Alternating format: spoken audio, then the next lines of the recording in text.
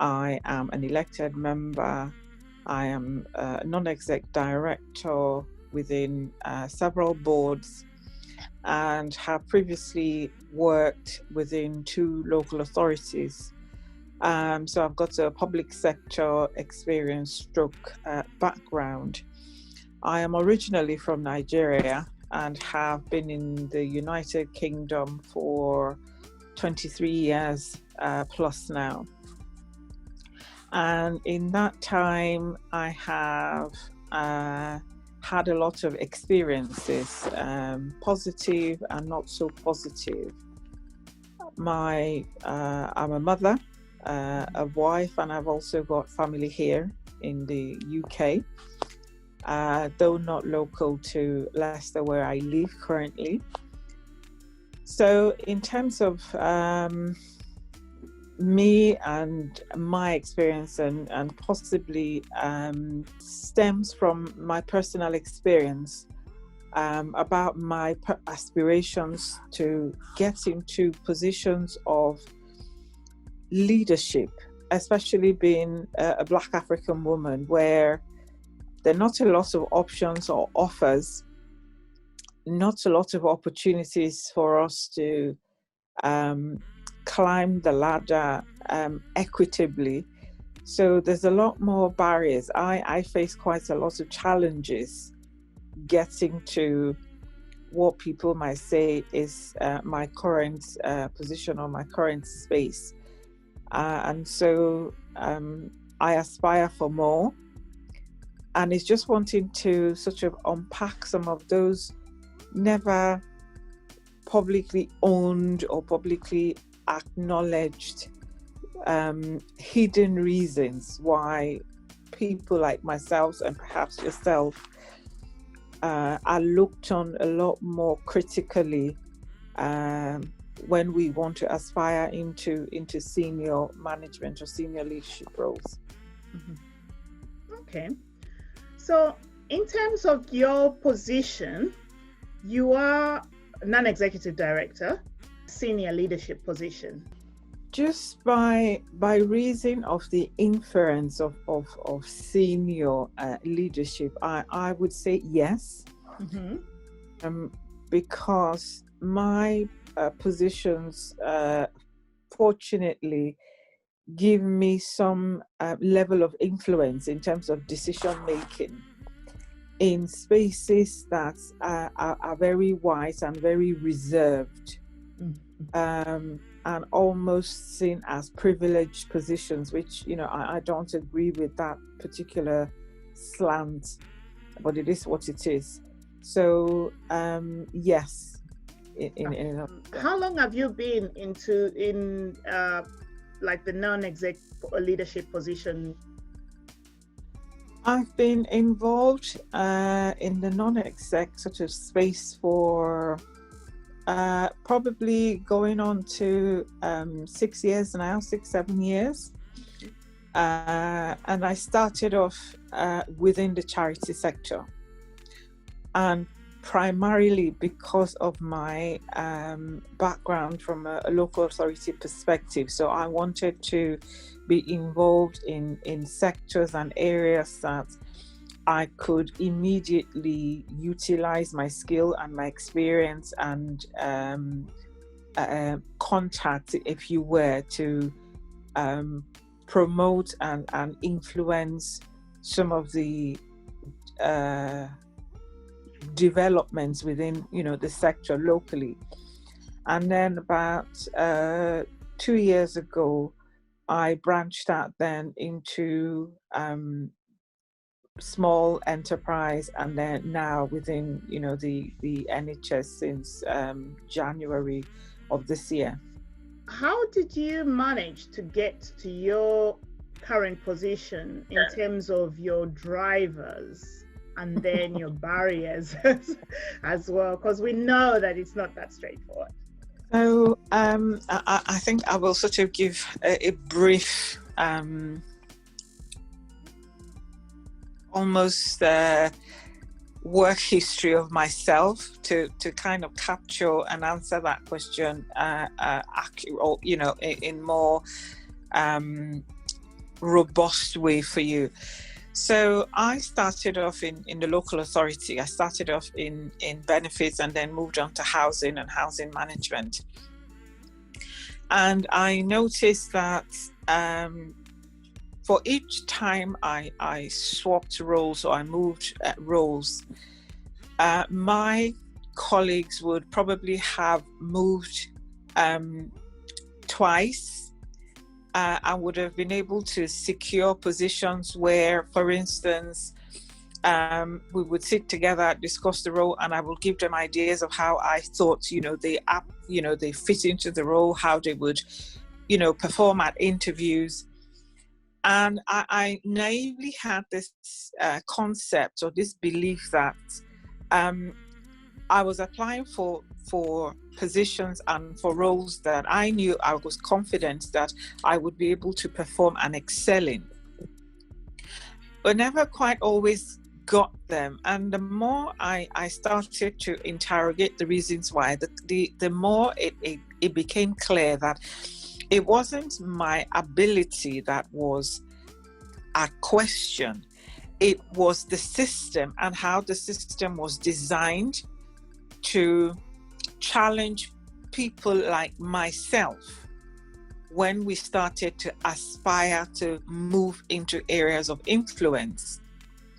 So talking then to more senior people who had somehow decided they weren't interested anymore, they were just going to kind of just peg themselves at where they were, something became very apparent.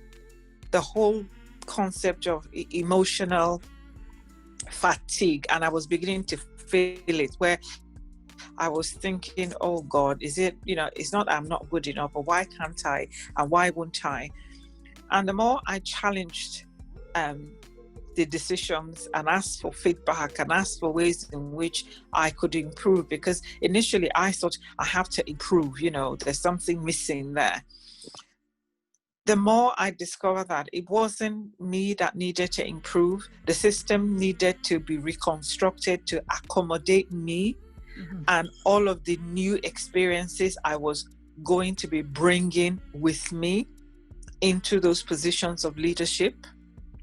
So I wasn't going to be coming into a team leader or a team manager role purely from a very white British perspective. I was not going to be coming with a cultural narrative, a global view, an international experience, a multicultural, viewpoint of how people could be missed out, even though the services we say are designed for everybody.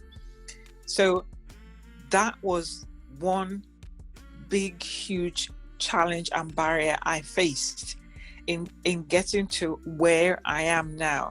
So I think it to get to the point where I got into non-exec roles. At several interviews, I could sense the hesitation and whether or not I would be able to fit into the organization, as opposed to the fact that what would and how would the organization utilize my skills, my experience to be able to drive growth and transformation in areas such as engagement, which is one big thing that everybody, keeps yapping on about how we need to engage better, we need to communicate better, that sort of thing. So it's for me, it's about, I had to challenge, but I also had to get myself to a point where it was about understanding where the barriers were and how to unpack those barriers such that there was confidence in my suitability, as opposed to a worry about my adaptability. So you very much had to work towards proving that you can do the role before getting to the role. So yes. People already have a negative negative thoughts about you, about your suitability for the role, but you worked it around to the way you went with those barriers. Is you dealt with the barriers is making sure that you prove that you can do it before you were worthy of the role, so to say.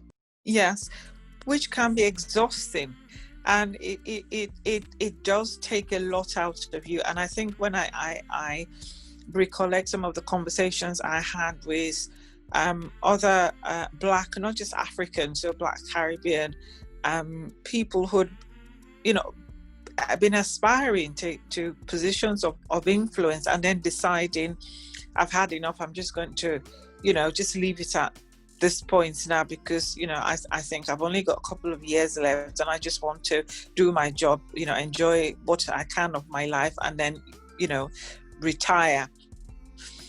It's that added burden of having to prove that you are not only worthy, you are suitable and adaptable, and you understand the language of influence. Those are the factors that have worn so many down. And at a point, I almost thought, well, why am I even bothering? I know what it is I have to offer. Why do I have to convince people that I can add value, as opposed to them seeing and knowing that I am going to add value? What support systems did you have on your journey? Now that's the $1 million question. Not a lot. I mean, at the very beginning, not a lot. And I say this because if I knew 15, 20 years what I know now, it would have made the journey faster and smoother and less traumatic. But there are not a lot of places you can actually go as a Black aspirational or a Black woman or Black man who is aspiring into leadership. There are not a lot of places. So for me, it was sitting down and researching the fields and areas I wanted to go in, sending lots of emails to people who were influencers and influential in those areas to say, can I have half an hour of your time just to have a chat with you? This is who I am. Some you would get a response to say, fantastic, I'll get my PA to book a time. And others you wouldn't, get anything. So I think after about a couple of years of trying, what I decided to do then was to invest in myself. So I got an executive leadership coach, because I wanted then to understand the language of leadership, just so that when I entered into the space or sphere, I wouldn't be misinformed and I wouldn't misunderstand the etiquette and the norms of the space, because the language within the leadership arena is very different from the language within the management space, or even say your academic space, because from your experience, when you traverse from academia to leadership coaching, you speak two different languages. So I had to do that, and I did. And then I decided that for every area of my life, so business, finance, leadership, I was going to have mentors and coaches, people who were successful in that area and who I could tap into their knowledge, their networks, and their expertise, and who I could ask questions, who I could be myself with, who I could pose questions to and tell my journey, the story of my journey, and they would help me decipher some of the codes in the language. And I found that very helpful, because when this is for me personally, investing in myself meant that I couldn't then not succeed. I couldn't then say I've had enough, because I've put in a lot of time, a lot of money, and a lot of effort. And all of these sort of ventures are not particularly cheap. So I'm working and I'm putting in thousands of pounds every couple of months to improve myself. And I think that is how I was able to support myself, because there was just nothing out there that I could access freely to be able to build myself up. I mean, even now, if I, as a Black woman, I want to extend my knowledge in a particular area, it has to be paid for. So if you haven't got access to funds or a means with which to fund it, then the journey becomes twice harder than it is already. Even though it's a very steep, difficult, climb to the top, it becomes more difficult. How does your community help or hinder the position that you're in right now? It's it's a bit of a double-edged sword type of question, because whilst we enjoy as a community, not just the Nigerian community, if you look at the African community, we enjoy referencing people that we have come to identify as successful, but we don't really contribute to building that success. So success usually is a personal thing. So you are your driver, your motivator, and you are your, ride and die kind of partner, really, to get to where you want to get to. But once you get there and there is the association to your country of origin or your place of birth, the success becomes everybody's success. So, and I know that, as an African, we have this saying, success has many parents and failure is an orphan, it's a literary translation to something we say in Nigeria. So that has been my journey, because I haven't really, I've reached out to people within the Nigerian community to say, I know you have access or connection to such and such a person. Could you organize, a 10-15 minute meeting with them? I'm not asking you to put anything on the line. I just want the opportunity to speak to them because I want to be able to access XYZ. It just almost dies a natural death, because we just have an apathy to sharing our knowledge between ourselves. So there wasn't much support. But then again, there are a few people who were very, very good. So they made themselves available to reach out to anybody who I was, if I said, for instance, there's a couple who, there was a particular person I wanted to reach out to, and I knew that they had close ties with this individual, and they made the connection, they made the introduction. So I've had such instances where there was the introduction made, but I've also had, several where there was the promise, nothing ever happened. And so it's about me as a person and how I took ownership or responsibility, really, for the journey I wanted to embark on. What do you think are the main attributes for women, and in this case, migrant women who are not born in this country? What attributes do they need to have in order to reach their potential levels of where they want to be in terms of senior leadership positions? Well, speaking personally, I think some of the attributes are, for me, three key things.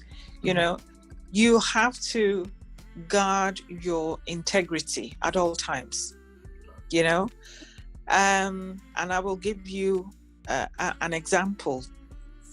And I use this example when I'm invited to sort of speak, and I say, we are a people of culture. We love gatherings. We love the fact that we know people, and if we call the party, easily we could get several hundreds attending. But we also are responsible for each other's success.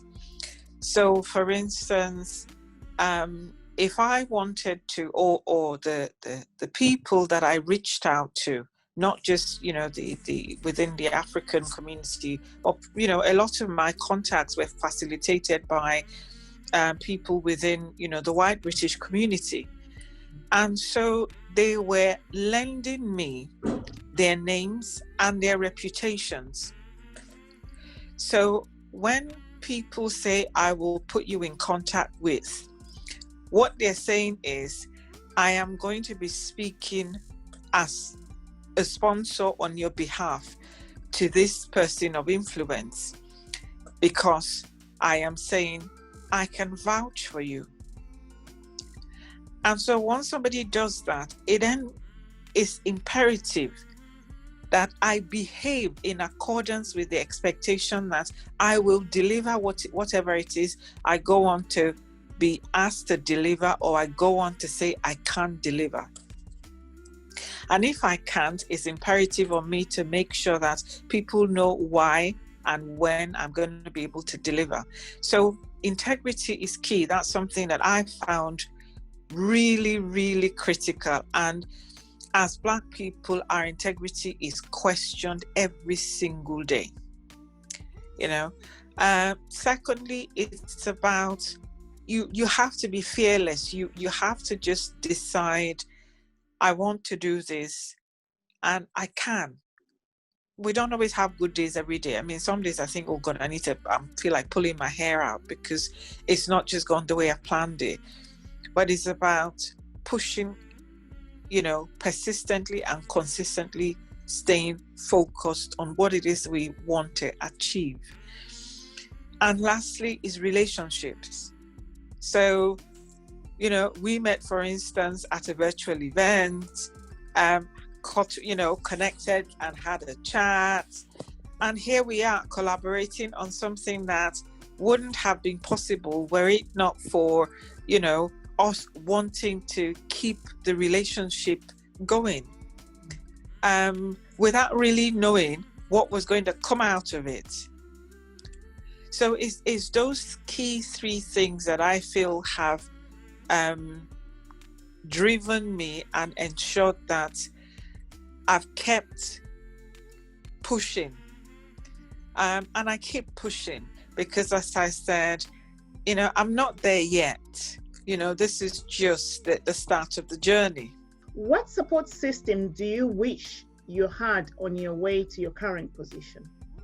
Oh, I wish there was a one-stop shop, and that's the best way I can describe it, or a forum or platform where Black women who are aspiring to leadership can connect with women who are already in leadership positions to receive some sort of mentoring, even if it's just a few hours, of mentoring, and then go on to have access to coaching opportunities. Because whilst a lot of people aspire to leadership, finance is a huge, barrier. It's a huge disadvantage, because if you are a homemaker or a woman who is, in a role or position where your finances are almost always spoken for, such aspirations then become, a lucky draw.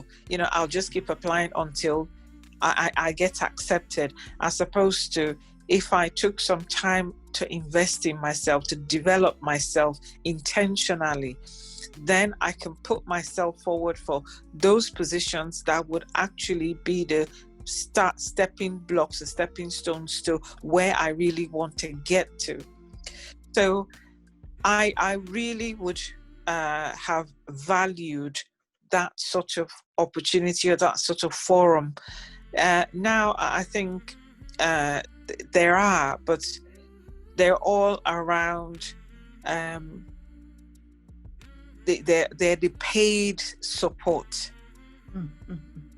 you know. And if you can't pay, then you're stuck again. So it will be good if there was some sort of funded initiative, or even a local initiative amongst women like ourselves who say, I have an hour a month that I can give, to supporting one woman who is aspiring to leadership. Now, 1 hour a month might seem like nothing, but if I had 1 hour a month of somebody's time free, at the start of my journey 20 years ago, it would have been great, because I would have understood so much. I would have learned so much. What would you say are the benefits to organizations in employing migrant women into leadership, senior leadership, decision-making positions? Oh God, there's lots of benefits. If you look at it from a leadership perspective, you have the beauty of multiculturalism. So we're coming from a place where we can actually integrate into the system the ability to understand and capture diversity in its rawest form. So I don't need a diversity tick sheet or policy framework to understand how to relate cross-culturally from a lens of everybody has to look, sound, and think like me. Once they don't, then I become agitated. I become stressed because I don't know what that person is on about. And we have huge resilience, pools within us, naturally as Africans, to persevere in situations which sometimes I always wonder, why are we still there?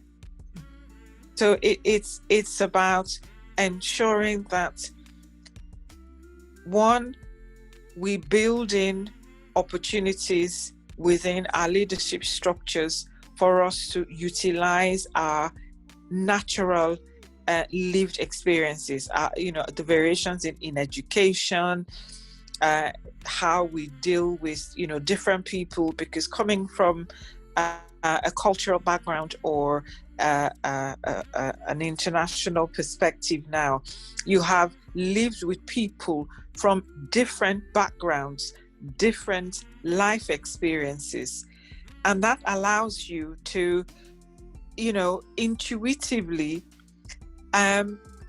connect with people on levels that you glean information, you glean direction just by that subtle unspoken connection that you have with them.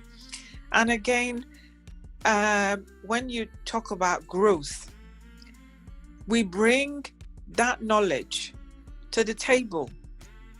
So I can share with the trust boards some of the nuances in relationship or responses from their Black and ethnic minority staff.